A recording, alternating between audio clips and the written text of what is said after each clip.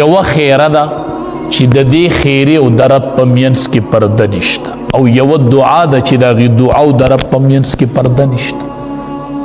خیره د مظلوم خیره ده.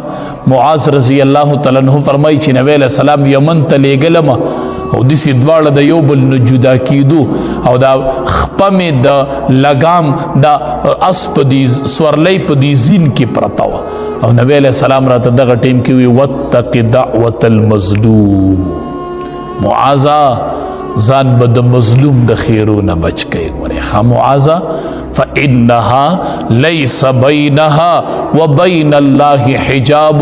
معاذه د مظلوم د خیرو د رب په منځ کې پرده نشته دی. ګورې بس سیده خیجي، سیده سیده ځان به بچ کوي. روجه را روانه د ظلم ونه شي چرته. ګورې څوک تر نه په سپیړه ونه لګي. ګورې چاته کنزل ونه کې چرته. ستا د لاسه د چا روجه ماتې وران نشي چرته. تا پسې چرته روجه ماتې کې خیري اوچتي نشي. ګورې او یو دعا الله نه رد کوي. هغه دعا ده د هغې دعا او د رب په منځ کې پرده نشته. هغه د پلار دعا ده چې کله پلار د خپل بچي دپاره دعا کوي. نو د دې دعا او د رب په منځ کې پرده نه وي چې پلار بچي ته دعا شروع. د پلار داسې پالوانه دعا ده.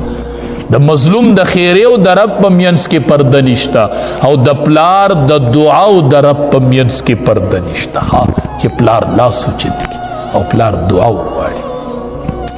نبی کریم صلی الله علیه وسلم له یو صحابي راغی، ورته وی تا نه مشوره علم جهاد لازم، خو مشورې نه راغلی. بختور صحابو د نبی علیہ السلام د به مشوره اخیستله. د مشورې زی امام الانبیاء وی تا نه مشوره علم جهاد لازم. نبی کریم صلی الله علیه وسلم ورته هل لک مور دې شته کور کې؟ وی او وشته دی. نبی علیہ السلام ورته وی ورشه فإن الجنة تحت رجلها، ورشه او د مور د خپو د لاندې د جنت ته ورشه. جنت هلته وګوره. زما مشوره دا ده چې ورشه. بختور دی هغه بچي چې د مور خپو ته ناست دي او د مور له د خپو چاپی کوي او د خپو د لاندې جنت ګوري. موري ما پرېږده، ما د امام الانبیاء حدیث را رسیدلی دی، ما دی خپو ته پرېږده، ستا د دې خپو د لاندې جنت دی. ما دې ته لږ پرېږده. زم چې د چا پلار مور یې دا ډېر خوش قسمته دی. بیا به راشي، بیا به ما ته وایي مولي صاحب هغه خپې ګورم چې د هغې د خپې د لاندې جنت دی. زما خپو ته به کښېنې، د بل عالم خپو ته به کښېنې، خو د دې د لاندې جنت نشته دی. بیا به ګرځې، بیا به مور ګوري او مور به نه ګورې. دغه یوه مور ده چې د دې د خپو د لاندې جنت پروت دی. اسې دې خپو ته کښېنه، اسې وله دا خپې چاپي کوه. وایي مورې نبی علیه السلام صحابي واپس کو چې کور ته ورشه فإن الجنة تحت رجلها، د مور د خپې د لاندې جنت پروت. ما دې خپو ته لږ پرېږده، 15 منټه مې پرېږده، 10 منټه مې پرېږده. مورې په دنیا کې دقه خپې دي چې د دې د لاندې جنت دی. ما ته بل ځای جنت نه میلاویږي. جنت د مور په خپو کې میلاویږي. جنت د مور په خپو کې میلاویږي. نو د پلار دعا چې کله بچي له غواړي دا نه رد کېږي. نو کوشش کوئ د رمضان نه مخکې دا نیت وکړه چې زه به ځان بدلوم. صبر به را پکې سیوا کېږي، ترس را پکې سیوا کېږي. که ترس تر کې سیوا نه شو نو روجه دې فایده نه ده کړې. ګورې مظلوم دا نه دی چې ته په لار سړی وډبیو، دا ظلم شو. یوازې ظلم دا نه دی.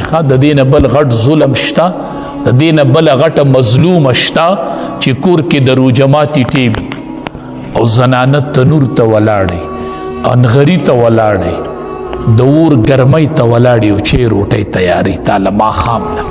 انسان نه دی، د خدای بنده نه دی. که مالګه روټۍ کې سیوا شوله یا کمه شوله، یا روټۍ وختي شوله یا ناوخته شوله، خیر دی که نه؟ نه، دی د روجه ماتې ټیمي او د روجې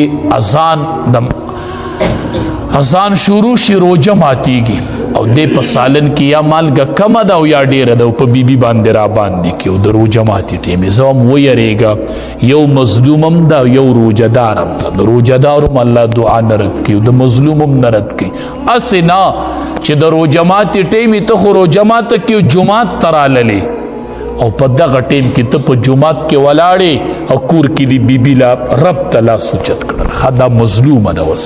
واتق دعوة المظلوم، د دې خیرې او د رب په منځ کې پرده نشته دی. وی رب زما انتقام به تې کله علي، رب زما تپوس به تې کله کوي.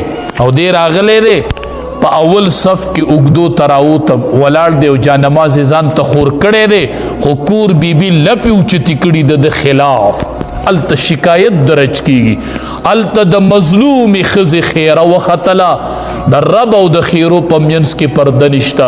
رب ته چې د مظلوم خیره وختله، رب ورته وی فبعزتی، زما دی په خپل عزت قسمی، زما دی په خپل جلال قسمی چې امداد به دې کوم او انتقام به دې علم.